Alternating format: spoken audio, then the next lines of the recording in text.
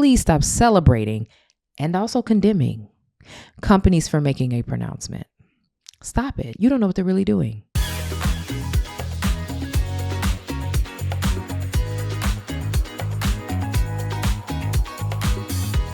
Hey there, welcome back to the Humaning Well podcast. My name is Amber Cabral and thank you for joining me today. I try to record these in batch and have them stacked up, but every once in a while something happens and I want to slide an episode in.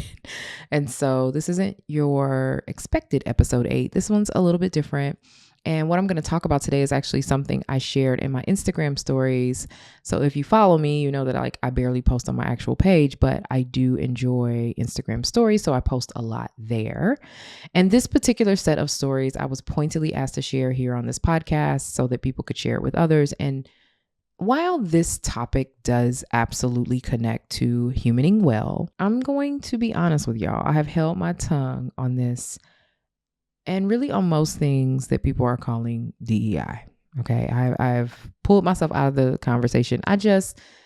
And I have said this before, I know that I have historically been deeply associated with DEI, but for the last several months, and especially since the start of 2025, half of the time when people say DEI, I have no idea what they mean. So I have removed myself. Because what I mean when I say DEI is not what most people mean when they are talking about it lately. What I mean is making sure that humans with all of our uniqueness and difference and value are treated fairly, respectfully, and get access to what we need to thrive. But DEI has come to mean a lot of things to a variety of people, and I just really didn't want to be a part of the confusion. It's not my way, okay? But simultaneously, you can't do something for over 20 years and expect to not be passionate about when you see misinformation, okay, and have people expecting to hear your perspective. So at the encouragement of my followers on Instagram, I have a few things that I am going to say. And in this episode, I am going to make an attempt to offer some clarity about a collection of things that, from what I can see, people are really misunderstanding about DEI and the quote unquote changes to DEI, okay?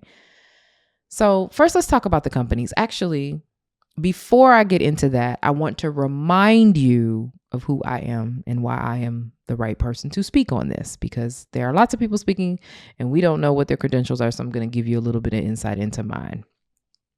I have worked with many of the world's largest companies on their equity-centric work. Prior to closing my company, Cabral Co., we regularly partnered with Fortune 100 ranked companies. I still have a lot of very strong relationships with Fortune 100 companies. And so as a still self-employed person, I still need my connections and I am actively building Humaning Well as a company. So in this conversation today, I am not going to give you specific names, but I want you to know that I am speaking from a place of experience. This is not me guessing or assuming or reading the tea leaves. I'm speaking from what I know. Okay. So the companies. We have 3 main behaviors that are happening here. First, some companies have discontinued DEI, have stopped doing all of the equity-related things, and are intentionally making a show of it. Purposely. Those companies, it's obvious. We know where they stand. Even their statements about eliminating it are very, very pointed. But then we also have some companies who have said that they are rolling back DEI. Yet internally, they are continuing to execute programming. They still have active product partnerships, and they are still doing their part to try to roll out inclusive behaviors across the organization. When a new leader of the country is threatening to increase the cost of your ability to do business, sometimes a company will say what they need to move how they need to. Why might a company do this? Because if I am worried about being impacted by executive leadership decisions in the United States, because it could raise my pricing, it could decrease profits, it could limit job opportunities for workers, I am going to publicly adjust my stance so that I can mitigate those external pressures, while I may internally be still maintaining inclusive practices behind the scenes. Okay. Now, there are other companies that are openly announcing that they are not rolling back DEI. But some of those are scrubbing language, canceling contracts. I have had this experience personally.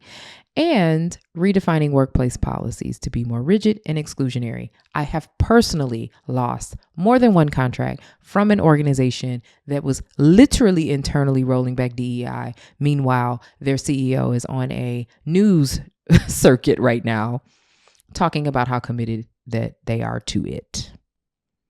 Okay, so some people are saying it and doing something else. Sometimes companies say one thing and do another. Why? Well, sometimes they're doing this intentionally because they want to manipulate consumer sentiment and trust while making internal shifts. Others simply do not have alignment. So that means that the top of the house may not fully know or control what's happening deeper in the organization. Okay? The head is doing one thing, the body is doing something else. Then there is the third approach, which is the companies that are saying nothing. Not a peep. Some companies have said nothing, yet they are also removing language, canceling contracts, tightening workplace policies. But then there are others who have said nothing because they're trying to stay out of the fray. Okay? But there are little things that may pop up in the news that might suggest that they are still working to integrate programming. They're still working on partnerships. They are still intentionally trying to be inclusive with efforts that will align to their values. They may be shifting language, but they are trying to find a creative way to do the work. My point here is every company is trying to figure out its survival model now. All of them. It is messy. It is confusing. Company statements. What the organizations are saying alone means very little. In fact, a lot of that can be seen as performative and as performative as black squares on social media. Okay. I would like for all of us, anyone listening, please stop celebrating and also condemning companies for making a pronouncement. Stop it. You don't know what they're really doing. Most of you don't know what they are really doing. Okay. And this makes its way into my social feeds and I'm watching it happen, when I'm watching television. Stop celebrating these companies for just making an announcement. Stop condemning them for making an announcement. In this climate, you cannot take every announcement at face value. You have to look at organizational actions, not just words. If a company is quiet, it doesn't always mean avoidance. It might, but sometimes they are just figuring things out. And so I want you to understand the landscape that we are in and that these companies are run by people who are trying to keep their companies afloat. So think about you. Think about your own personal choices. Have you ever stayed quiet to navigate a sticky situation? Have you ever elected to say something strategic instead of being pointed about what you really thought about something so that you could make it through a sort of like tough time? So that you could not have the spotlight on you? Companies are run by people who sometimes make great decisions and other times make poor ones. This is not an excuse, but after coaching a number of CEOs and executive teams in my career, I want you to hear me. These are regular humans making life and career-altering choices. They have self-doubt. They have a limited amount of risk tolerance, some of them. They have insecurities and all of the same complex emotional shit that you got going on, they got it too. And when they get it wrong, though, they just have a much bigger audience. And this is not me trying to ask you to pity companies. I'm not. Okay. But I do want you to see the circumstances clearly and why we cannot just take what someone says at face value in this moment. All right. So that leads to the question, if DEI or equity really matters to me, how do I know where to shop? If I can't trust the post, how do I know where to shop?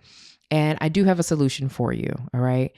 You can make values aligned buying decisions, but it does require some work for you to do it right. And if you only want to spend at places that align with your values, you have to do more than just the shop here, not there kind of like posts that you're seeing. You have to do more than just adhere to that. Because honestly, if your newsfeed looks anything like mine, every post has a different mix of companies that are either doing it right or wrong anyway. But there are some questions that you can ask before you spend your money anywhere, big company or small, to help you make some decisions about whether that's an organization you want to be aligned with. Before I give you these questions, if you are driving or walking or doing something, don't worry. There's a download. You don't have to try to write these down. Okay. So number one, do you know someone who works there? Employees see everything. Ask them off the record about their real experience at that company. What are they seeing? What are they experiencing? What's really rolling out on the inside? Have a meaningful, in-depth conversation with someone who actually works at the organization. You will find out all kinds of stuff, okay? And then you can make some decisions from there.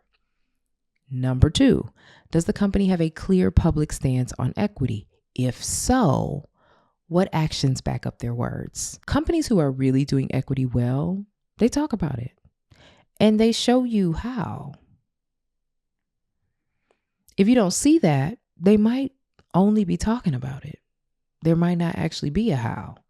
Now, if they don't have a public stance on equity, look to see what their company values are and if you align with those. And if you do, then look for actions to support those values. What are they doing to bring those values to life? Because a company's values are not just for the company.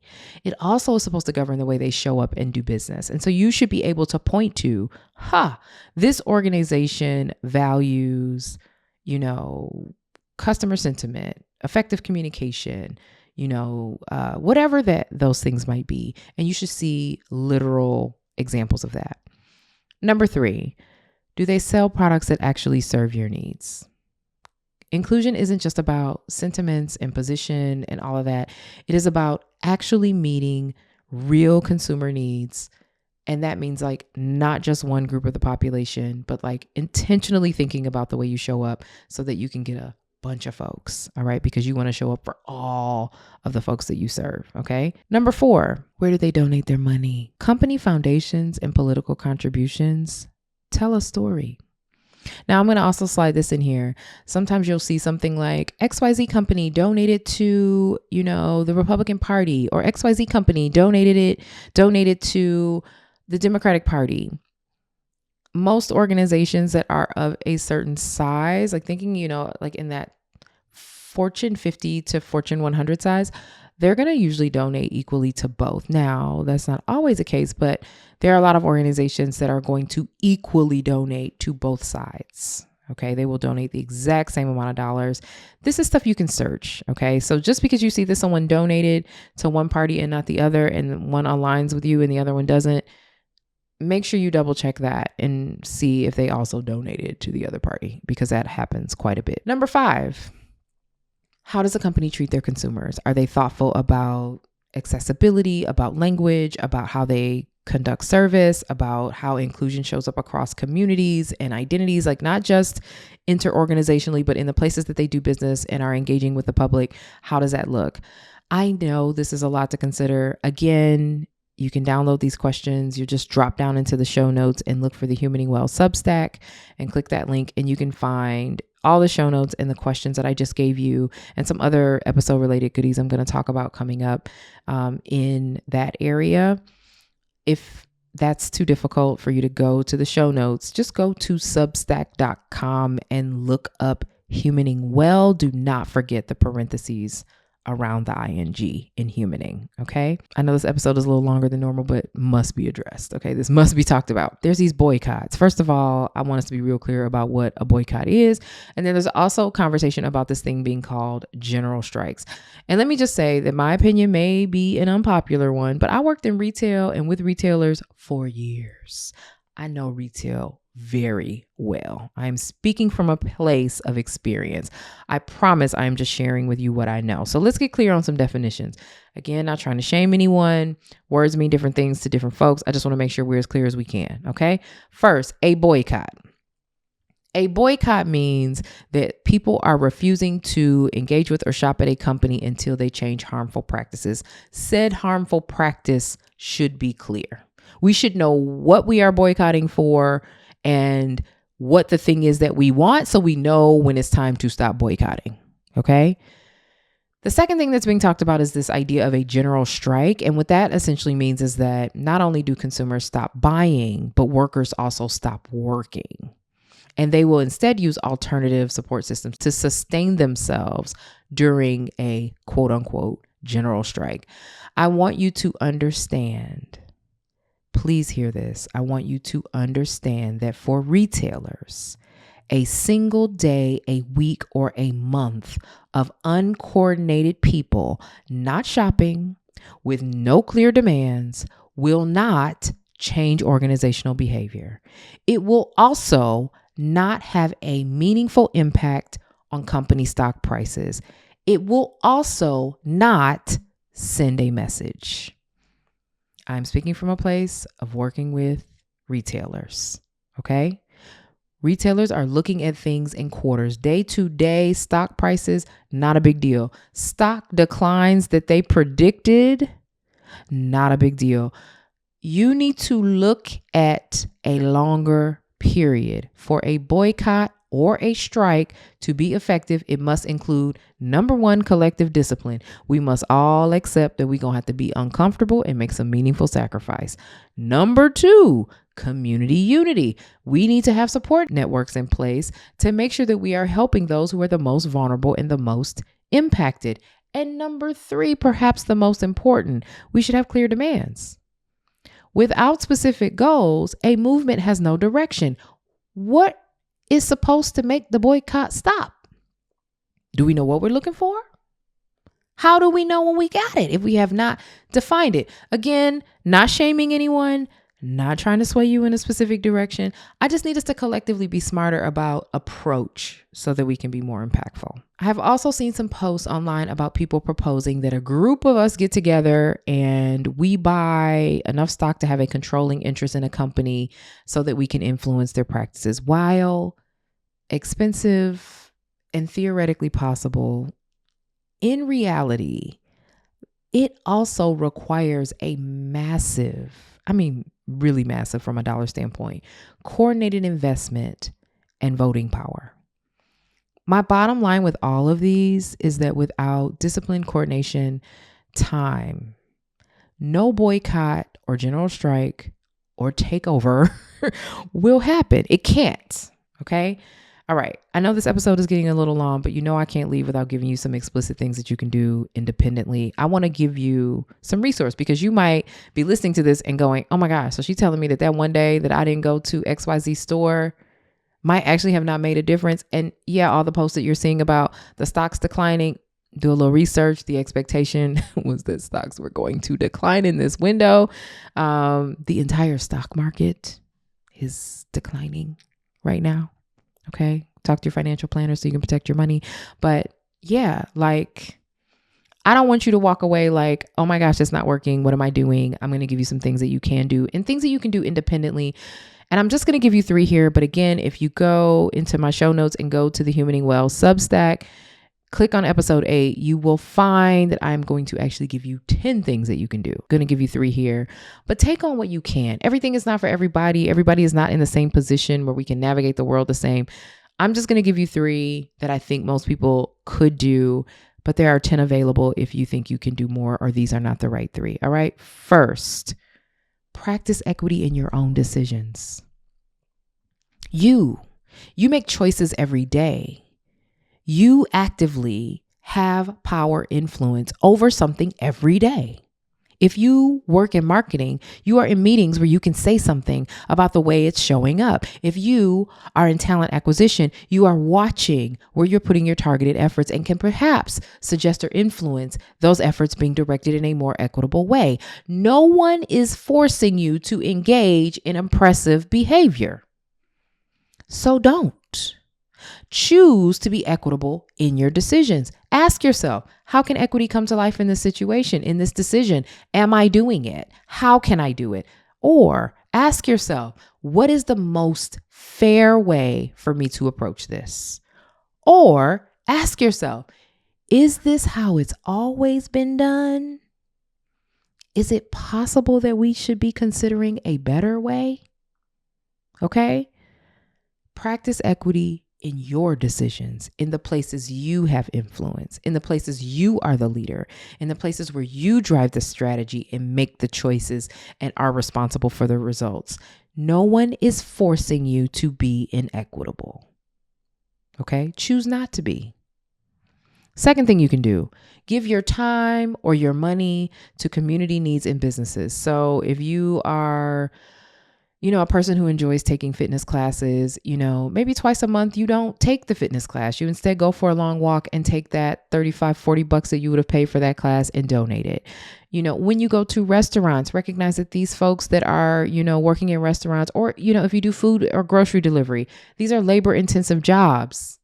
Tip people. Be kind to your package delivery folks. Find ways to make sure that you're showing up in your local community. So that could also be, supporting local food pantries or charities or community closets. Shop and eat in your local community. It builds the relationships that you have with the folks that are around you, and it also allows you to support your neighborhood.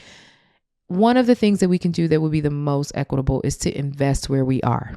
So give your time or money to needs in your own community, to businesses in your own community. That's the second thing that you can do. Third thing that you can do, rethink your consumption. Set a spending cap. Stop buying everything. I know we all follow these people on the internet that have like crazily organized lives. They're like, refrigerators are zoned perfectly and all of that. Like, listen, you don't have to have all that. Okay. Stop buying everything. Buy less. Set a spending cap. For myself, for those of you who have been following me on social media, you know that I have given myself a limit. I can only buy 5 things this year. I think I may have even talked about this in this podcast or in another episode. I cover it. Set a spending cap. Buy fewer things and buy more high quality things that are going to last longer. Borrow instead of buying for like one-time needs. So if you're just going to a wedding and need a ball gown, borrow it from somebody. Do a rent the runway situation instead of buying a ball gown that's going to be worn one time and sit in your closet. Keep your devices longer. Unless you are using your device to generate income, you might not need a new phone right now. Find ways to drive less. Cook at home. Think about ways you can have a more communal lifestyle. You're cooking dinner. Sometimes what I'll do is I'll just invite friends over, like, come through. I'm making dinner. Come eat. Do things you can do. You still can do things, and you can do things without permission. We are not yet, in my opinion, at a point where we have an organized approach. We don't have a plan that works for us that we have gotten on board with, right? The 1 days, 1 week boycotts do not have time frames. Okay. Boycotts go until you get what you want. I don't even know that we're clear about what we want. We just need to do better with that. All right. I know this episode's way too long, so I'm going to wrap it up. That's the episode. Okay. Next week, I promise, nothing DEI. Hopefully for those of you who really wanted this episode, this is useful for you. Next week, we're going to talk about control. All right. And what you control and what you don't. And I hope you continue to watch, share, and subscribe. And I will see you next week.